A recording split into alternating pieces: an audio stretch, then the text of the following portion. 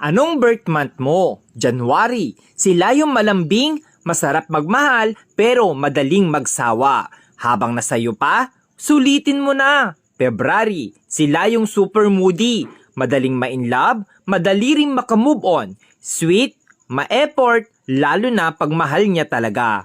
March. Sila yung malambot ang puso, madaling lambingin, masarap mahalin, pero grabe kung magalit, mabilis mag-move on.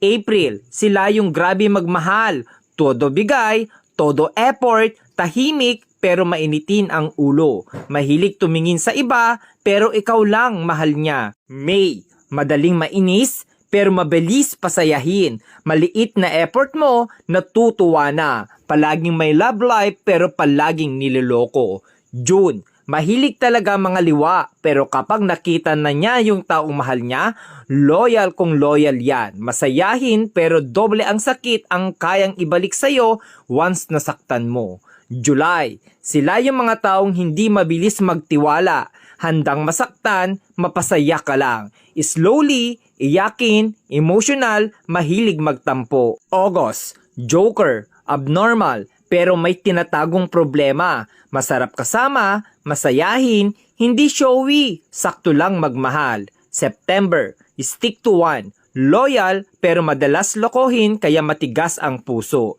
Masarap maglambing, mabait pero demonyo magalit. October, pag pinakita mong sa kanya ka lang at sayo lang din siya, pero pag niloko mo, mas maloko yan sayo. Mapang-asar pero siya yung napipikon. November, hindi mabilis magka-move on sa isang bagay. Marupok, madamdamin, umiiyak ng patago pero kakayanin. December, malibog, joker, mabait, loyal, di ka iiwan, sila rin yung ipaglalabang ka. Hindi sa kanila uso ang salitang suko na. Thank you for watching. See you all on my next video. Bye bye.